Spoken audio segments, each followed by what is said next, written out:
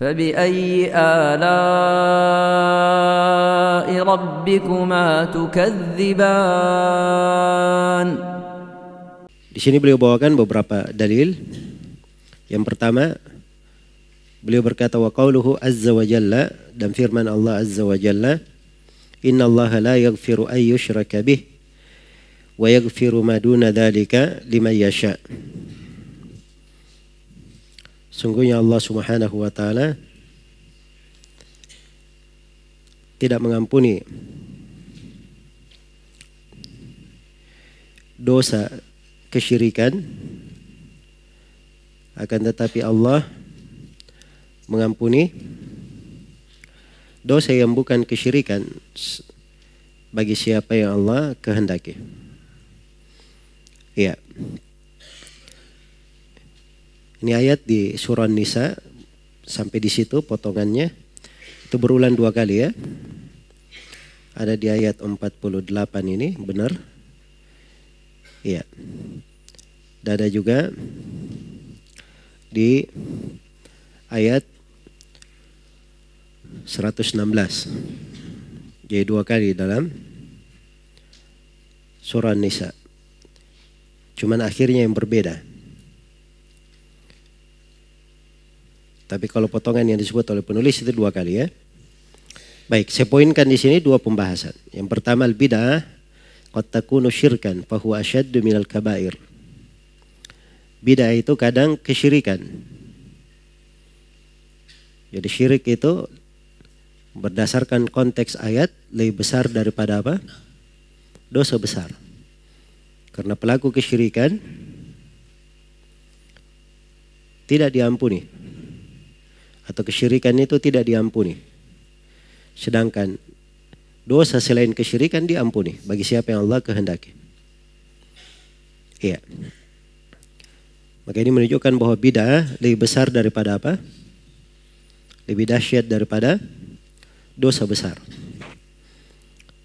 Kemudian pembahasan yang kedua, tafsir ayat An-Nisa. Tafsir ayat surah An-Nisa ini. Innallaha la yaghfiru ay yushraka bih. Sungguhnya Allah tidak mengampuni dosa kesyirikan. Syirik di sini ada yang menafsirkannya syirik akbar, dan ada yang menafsirkannya dengan syirik asgar. Syirik akbar dan syirik asgar. Iya. Jadi Allah tidak mengampuni dosa kesyirikan semuanya, yang besar maupun yang kecil. Dan konteks ayat memang lebih luas ya. Bukan terbatas pada syirik akbar saja. Yang tidak diampuni adalah syirik akbar dan syirik asgar. Dan ini ayat terkait dengan orang yang meninggal dan dia belum bertobat dari perbuatan apa? Perbuatan kesyirikannya, perbuatan dosanya. Nah, di sini harus dipahami ya, bahwa ayat ini sekali lagi terkait orang yang meninggal dan dia belum bertobat dari apa? Dari dosanya. Adapun kalau dia sudah bertobat dari dosanya, Allah mengampuni seluruh dosa, termasuk syirik dan kekafiran. Karena dalam Al-Quran Allah berfirman, "Qul ya ibadiyalladzina asrafu ala anfusihim la taqnatu min rahmatillah innallaha yaghfirud dzunuba jami'an innahu huwal ghafurur rahim." Katakanlah wahai Nabi Muhammad, sampaikan kepada mereka firman-Ku,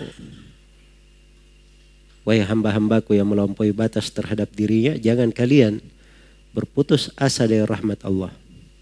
Sungguhnya Allah mengampuni seluruh dosa, termasuk dosa kesyirikan. Diampuni kalau seorang bertobat. Iya. Kemudian Allah tegaskan bahwa dirinya Maha Pengampun lagi Maha Penyayang. Al-Ghafurur Rahim. Jadi dibedakan 2 pembahasan.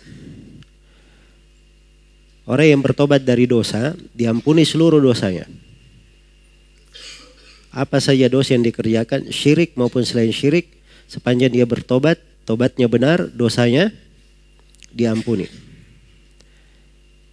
Nah, Maka ayat ini yang kita baca di surah An-Nisa ini terkait dengan orang yang berbuat dosa dan belum bertobat dari dosanya. Kalau dosa yang dikerjakan adalah syirik akbar maupun asgar, dia meninggal dalam keadaan belum bertobat, maka dosanya tidak diampuni. Dosanya tidak diampuni. Iya. Ada yang berpendapat seperti itu untuk syirik asgar. Dan yang berkata bahwa yang tidak diampuni syirik akbar saja. Adapun syirik asgar, dia masuk di dalam deretan dosa kecil, dosa selain syirik. Jelas ya? Tapi kalau kita perhatikan konteks ayatnya itu lebih umum. Dan ini menunjukkan bahaya perbuatan kesyirikan. Dan sisi bahaya bid'ah, syirik itu kadang berupa, atau bid'ah itu kadang berupa kesyirikan. Kadang berupa kesyirikan. Iya. Sebab syirik itu mengada-adakan kedustaan atas nama Allah, dan itu adalah sifat bid'ah. Baik. Wa yaghfiru ma duna dzalika liman yasha. Dan Allah ampuni selain daripada dosa kesyirikan bagi siapa yang Allah kehendaki. Adapun dosa selain kesyirikan itu tahtal masyiah, di bawah kehendak Allah. Kalau Allah berkehendak, dia disiksa sesuai dengan kadar dosanya. Tapi setelah selesai siksaannya, dia dimasukkan ke surga. Karena dia masih punya keislaman. Dan kalau Allah berkehendak, diampuni dosanya, dia tidak disiksa. Maka itu di bawah masyiah, di bawah kehendak Allah Subhanahu wa ta'ala.